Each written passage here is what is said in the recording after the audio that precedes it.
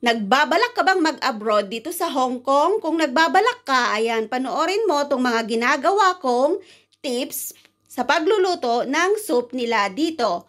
So, ito po yung mga ingredients ko. Ayan, may root crops, parang gabi, pero matigas po siya. Tapos, ito, root crops ulit to. Pakita nyo na lang dun sa nagtitinda. At saka ito, hindi ko rin alam ang pangalan niya. Tinikman ko, medyo mapakla. At eto rin, eto matamis po to. Yan. At saka may mais kami. At karne. So, yung soup po natin ay may karne. So, hugasan muna natin to at balatan. Yan, kasi maputik. So, malinis na po. Naalis na po natin yung kanyang putik. Hindi na po natin to babalatan. Pipit-pitin na lang po natin mamaya.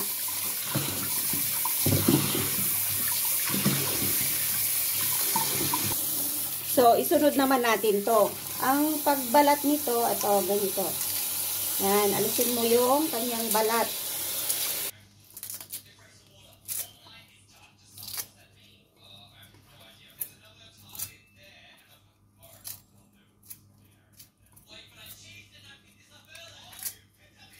Hati-hatiin natin to. Ayan.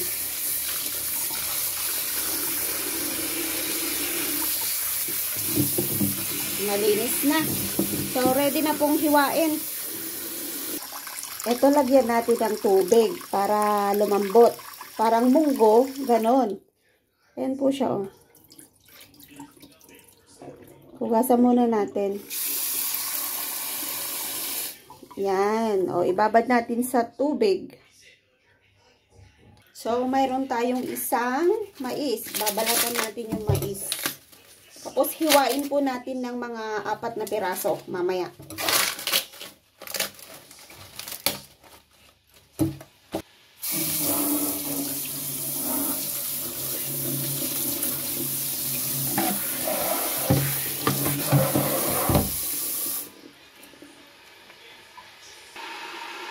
So, habang babalatan ko po ito, nagpapakulo po ako ng tubig pang dilute natin sa karne. So, dito na po ako sa takore namin nagpakulo ng tubig. Tapos, bubuhusan ko po ito mamaya ng mainit na tubig. So, ngayon, babalatan ko na to.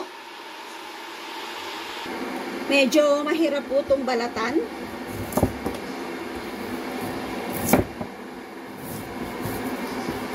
Pinapabalatan ko kanina doon, ayaw nung babae. Hindi ko alam kung bakit. Kasi marami kaming bumibili. Ayaw niyang balatan. Sabi ko, balatan muna. Sabi niya, no. May mga tindira talagang kuwan. Ayaw magbalat. So, yung mga gilid-gilid niya, tanggalin ko na lang mamaya pag, ayan, yung mga gilid niya, pag hiniwa ko ng maliliit.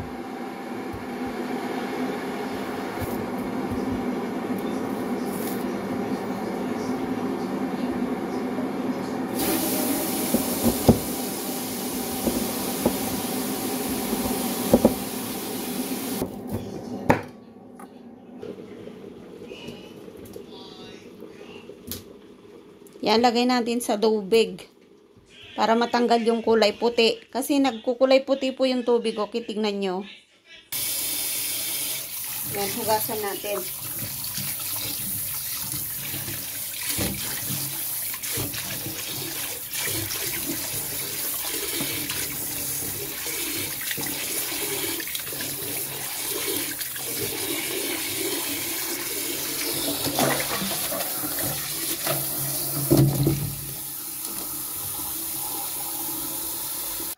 So, eto naman po yung hihiwain natin ngayon. Ganito po yung paghiwa natin.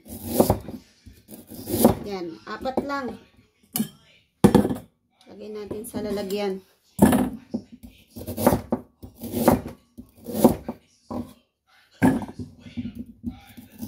Hindi ko alam kung anong lasa nito. Siguro matamis. Tikman ko nga. Matamis. Matamis po siya. Na natin lahat. Magluluto na po tayo. So, lagay na natin lahat sa lalagyan. At tayo ay magluluto na ng soup. Yan, hiwain din natin tong mais. 4 lang. Yan, pwede na tayo magluto. Start na nating magluto. Yan, kumulo na po yung tubig natin. So, yung karne po ay talagang dinidilyot nila sa mainit na tubig.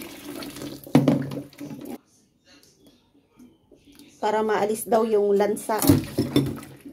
So, eto po ay pipit-pitin ko. Yan, pitpitin natin. Gagamit tayo ng mabigat na kutsilyo. Ganyan po, oh. Yan, napitpit na siya.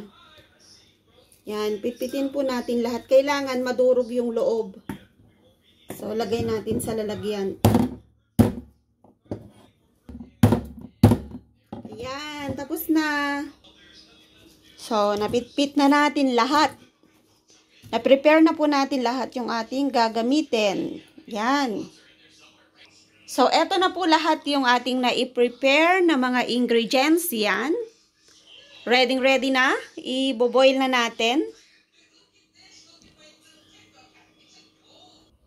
So, ipapakulo na po natin yung sabaw natin. I-on natin yung ating stove. Lagay ko na lang sa lalagyan. 2 kanito po yung ilalagay natin. Yan, lagyan natin ng 2 letro. O kaya 3/4 kasi ilalagay pa natin yung mga sangkap ng soup. So, hindi po natin siya pupunuin. Yan, takpan na natin para madaling kumulo. At pag kumulo na, lalagay na natin itong ating mga sangkap. Reminders nga pala dun sa beans na pinakita ko kaninang binabad ko. Dudurugin po natin. Nilagay ko po sa ziplock. Dudurugin ko po ito. Gamit ko po yung sangkalan pang durog.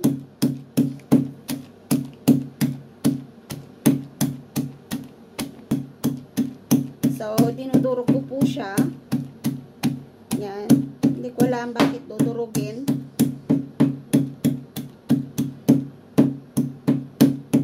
Durugin po bago iluto. Yan, okay na siya. Yung sangkalan po ang ginamit kong pandurog para madaling madurog. Kasi mabigat tong sangkalan. So, yan na po. Kumulo na po yung ating tubig. So, ang una nating ilalagay ay yung karne.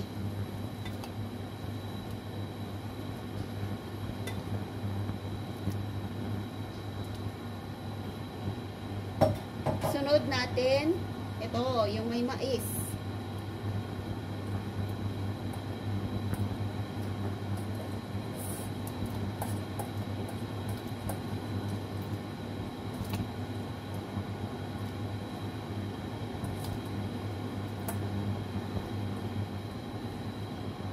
At isunod natin yung, ito, anong pangalan nito? Nakalimutan ko na.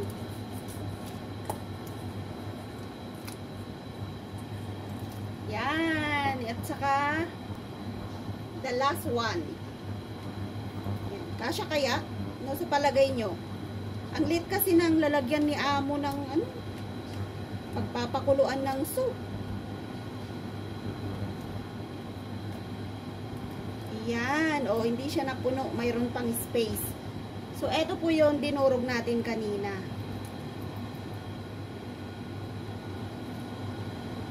Yan. Ready na po yung soup natin. So, hintayin natin kumulo. Takpan muna natin. Ipapakulo po natin ng 1.5 oras. So, hayaan pa po natin na malakas yung apoy kasi hindi pa siya kumukulo. Pag kumulo na, dyan na po natin hihinaan yung apoy, tapos isiset natin ng 1.5 hour. So, eto po yung itsura niya pag hindi pa siya kumukulo at hindi pa naluluto. Tingnan nyo, oh, punong-puno po yung tubig. Pero mamaya, pagkatapos ng 1.5 hour, konti na lang po yung tubig, mga kalahati na lang po siguro. Dahil puno po yung kaldero natin, buksan ko na lang para makita ko kung kukulo. Ayan, nag-start na po siyang kumulo. So, hihinaan na po natin yung apoy. Gagawin kong 10. 1,000. Yan, 1,000. Tapos, isiset ko yung time. Yan. Kailangan talaga patient tayo dito sa pagpindot. So, ayan na po, 1.5 hour. So, hintay na po natin matapos yung 1.5 hour. Tapos, babalikan natin. Pero silip-silipin natin kasi baka bumulwak po yung sabaw. Ayan, silipin na po natin kasi 40 minutes na lang po yung natitira. O, ayan, nakita nyo, konti na lang po yung tubig. So, eto na lang po yung minutes natin. O, nakikita nyo, yan lang po yung pagkakaiba. Kumukunti yung tubig, tapos kumukunti yung oras. Ayan, binalikan ko na naman po. So, 7 minutes na lang po. Malapit na po siyang maluto. So, titignan pa rin natin kung talagang malapit na siyang maluto. Buksan natin. Ayan. Wow, ang sarap. Grabe. So, ayan, pwede na po siyang higupin. Grabe, ang sarap. Ang bango. So, titikman na po natin yung ating sabaw. Ayan, ang sarap. Oh, so yummy. Ang sarap po ng sabaw natin today. So, gusto kong kumuha ng isang corn. Yan. So, lagyan pa natin ng iba. Ayan. O, diba? Ang sarap. Lagyan natin ng yung pangalan nito. Pangalan nito. Hindi ko alam pangalan nito eh. So, yan na po yung soup natin. Tignan nyo. So, yummy.